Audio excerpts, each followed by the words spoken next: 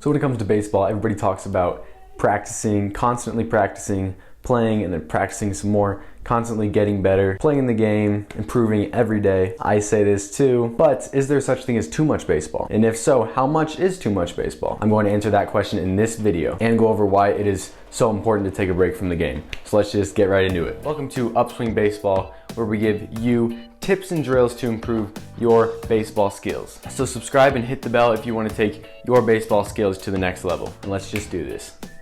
So first off, I'm gonna tell you guys why you should take a break. And the number one reason every baseball player shouldn't play the game year-round is because of burnout. No matter how much you love the game, you're gonna get tired eventually. Just trust me on that one. I know from experience. You may not get tired of it after 6 months. You may not even get tired of it after a full year. But eventually that love for the game is gonna start to fade and you're gonna start getting tired and you're just not gonna enjoy it as much and it's gonna be time for a break. Some players think they can't take breaks because they'll lose all that time that they could have been getting better. But if you think about it, when you're burnt out, you're tired of it, you're not going your hardest because you don't really enjoy being out there. So you're not improving as much as you would if you were loving the game versus taking a little break, getting refreshed, recharged. You come back, you're ready to go 100% again. You love being out there and you're gonna take those big steps again and improve a lot more. And also the number one reason most guys started playing baseball is because of their love for the game, right? So if you aren't loving it, your core reason for playing is gone. Baseball is a game, not a job, so if it stops being fun, take some time off. So another reason it's important to take breaks is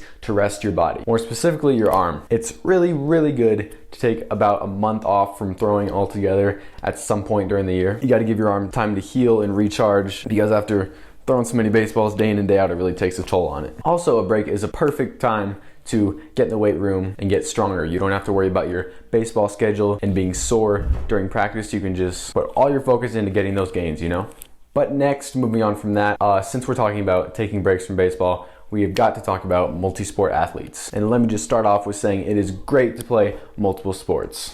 End of story. Especially as a kid, but also all the way through high school. You're never too old. You don't need to specialize once you hit high school or anything like that. Always play multiple sports because it always helps you. Even if baseball is your favorite sport by far, you can still play other sports because it helps you with baseball. It improves your athleticism, your hand-eye coordination, and it also forces you to take a break from baseball. So yeah, try to play all the different sports you can, even if you're not on a team. Try and do lots of different things to improve your athleticism. Go play football, basketball with your friends. Play some ping pong, play some, I don't know, spike ball, or like freaking darts. It doesn't really matter. Just do whatever you can think of. All those things help improve your athleticism and your hand-eye coordination, especially on the like ping pong and darts and spike ball, stuff like that. I'm not saying instead of going to practice, like stay home and play ping pong all day with your buddies, but when you're on that break from baseball and you're not playing, do all those things and it will still help you improve. So I've talked about why you should take a break from the game, but how long should those breaks be, you ask? I already mentioned this, but the arm really benefits from about a month away from throwing. I would take this month and just keep all baseball activities to a minimum. No more than light practice 1 or 2 times a week. If you can, just don't do any baseball altogether. Just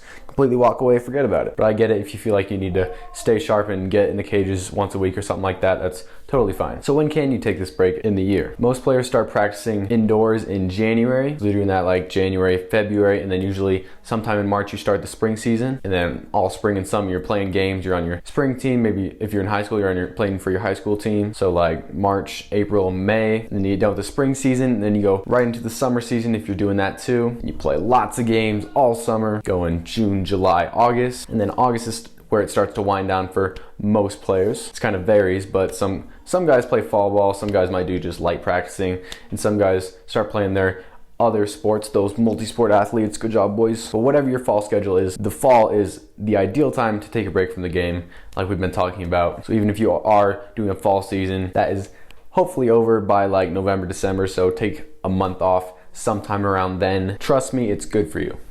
All right, so that's my answers to the question, how much is too much baseball? Those are my thoughts about taking breaks from the game. But real quick, I'm just gonna tell you about my experience with not taking breaks and how that did not work out for me. So I played the game for close to every single day for about 1.5 years. I started with indoor hitting a couple winters ago, played my spring season, lots of games, played my summer season, practiced all fall and all winter, and then came out again in the spring and summer, did it all again, played games all spring and all summer. In that last spring and summer, I got up to close to 100 games that I played in. It was actually kind of more like around 90. Before that spring and summer, I was so obsessed with baseball. I could not get enough. It was all I thought about, all I wanted to do. But when that game total started to get around 70, it was the weirdest thing. It just kind of stopped being fun for me. I stopped enjoying going out there and playing. Every day just turned into a grind. I was counting down the days till the season ended so I can just rest, get away from it all. Before, baseball was my escape, and then by the end I wanted to escape baseball. And I really think that happened because I went so hard for so long without giving myself a break. So I've been wanting to make this video since that summer ended because I think all players should take a break no matter how much you love the game and how much you think you don't need it, because it really sucks when you love something so much and then all of a sudden it just stops being fun.